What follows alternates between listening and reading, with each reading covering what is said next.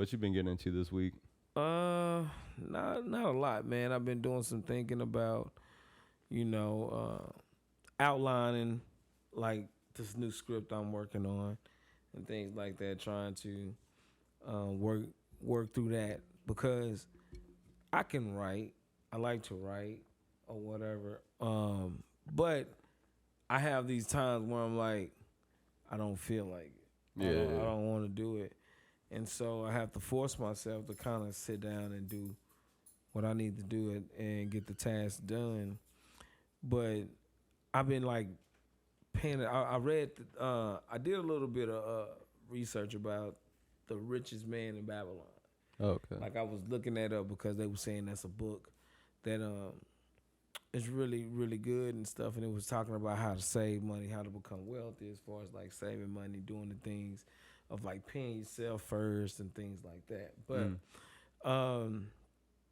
in reading that, I started realizing what is making people successful. What are the things that they're doing that maybe I'm not doing the way I should be doing them, and things like understanding how to sell a brand, sell a business, understanding how, because being out here on your own and owning your own brand and owning your own business is really, really difficult. Mm-hmm.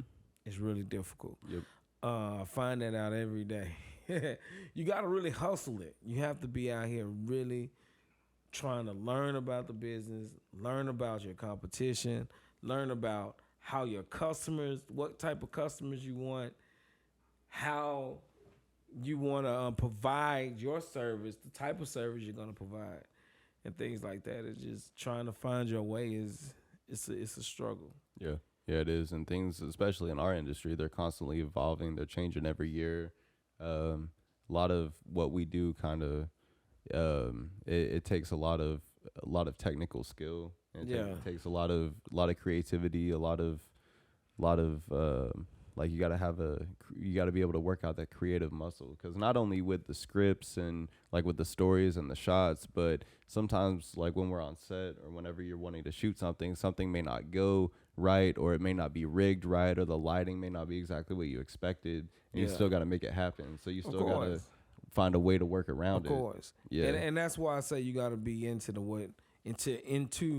what you're trying to do. Yeah. Because what happens is a lot of times people will come to you and say, hey, maybe you need to do it this way, or maybe you want to do this because it worked for that person or whatever. And I'm not knocking anybody however they make it or however they get seen or whatever. That's the way that they went. But that may not be for me.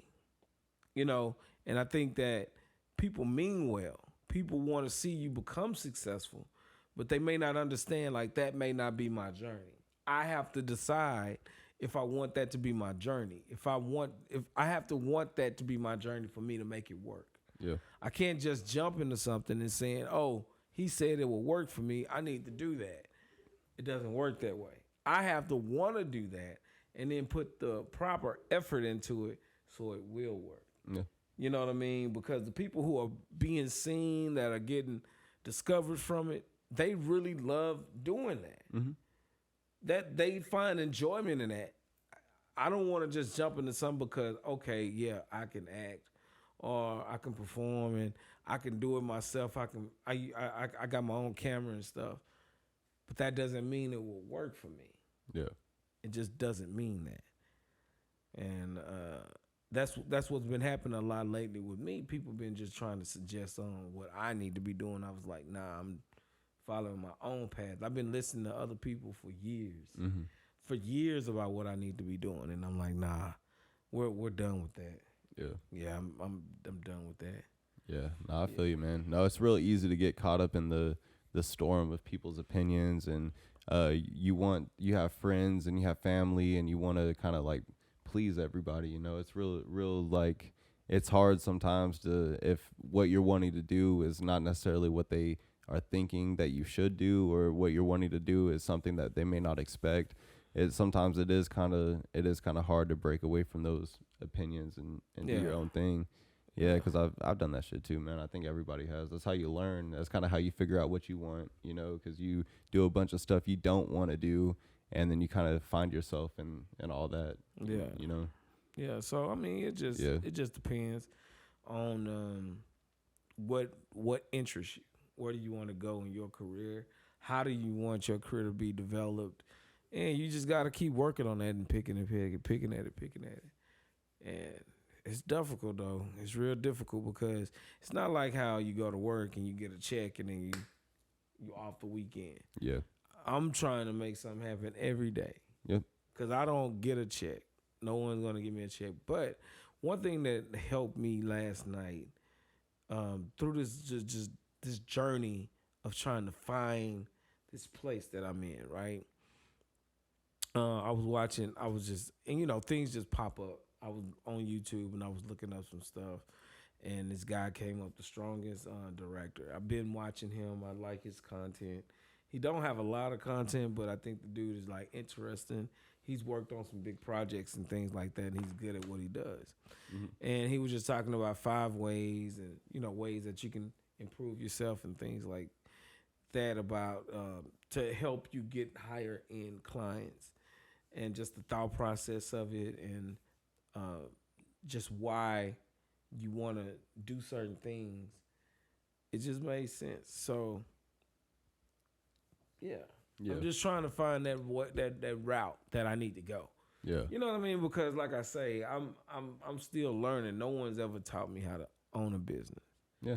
That wasn't something that I came up in that type of situation where people was owning businesses or even just had some type of hustle outside of going to work. Yeah. I didn't know those people.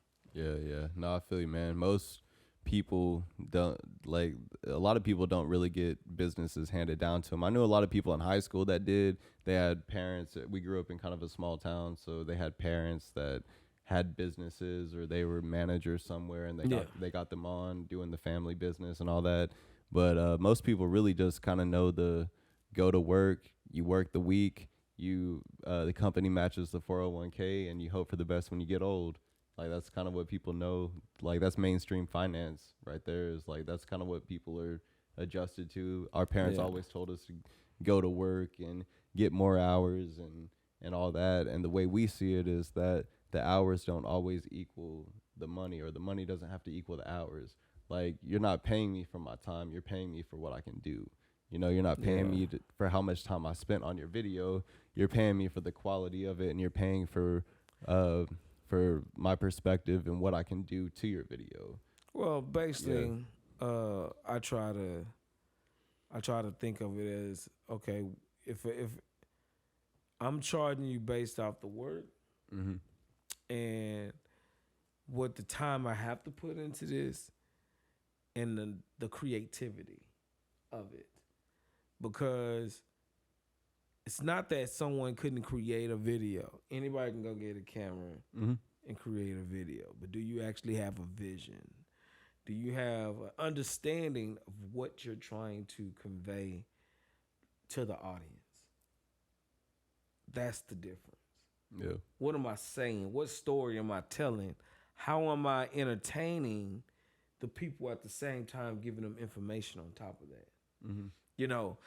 I think people get caught up in having like the best cameras. Like, that really doesn't matter if you understand the story.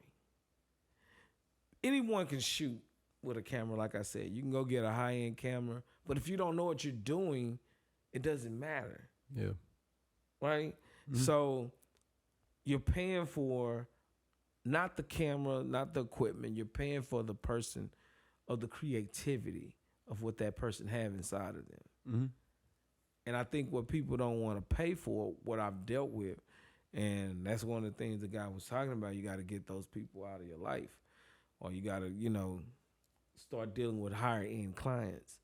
And the way to do that is just to post yourself, put yourself back out there. But the people that don't know, the ones you've already worked with, they won't know that you're charging more money. Mm-hmm. You know what I'm saying? You're trying to get new clients anyway. You're trying to get away from the clients you've been working with. So your prices are priced for you. And I was talking to a friend of mine, another buddy of mine. He was always telling me, man, you've always been charging too cheap. Mm. And I was like, you know what? You're right. I really have. I've been really cutting myself short, and it's because I've wanted opportunity. But what I realized, you don't get a lot of it charging that, because the people that you're gonna end up working with are the worst ones. Yeah. They want you to do all these things for a little bit of money. They don't want to really pay you. Yeah. So. No, it's true.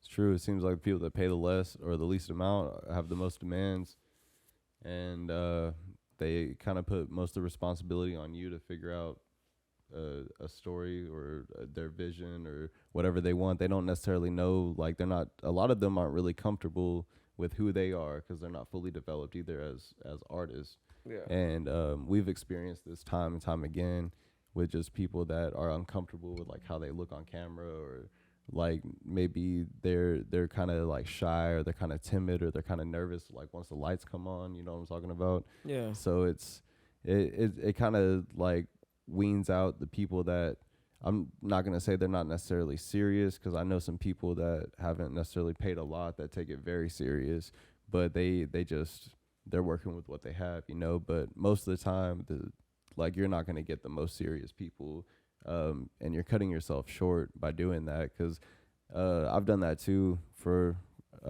quite a bit of my career, and you just kind of want to stay consistent and you want to stay getting money, so you start accepting less, and you kind of start giving in to more of what people want, because you're thinking, well, I got to make something, you know, and you kind of sell yourself short in that process. At least that's kind of what I've done a little bit. I mean, we all do it, and like I say, I'm not gonna say everybody, but I know I've done it. But I will say this: like, I'm just at a point where, I don't care. Yeah. If you don't want to spend what I'm telling you, I will run into the people who want to spend that amount, who are ready and prepared to spend the amount that I'm asking for.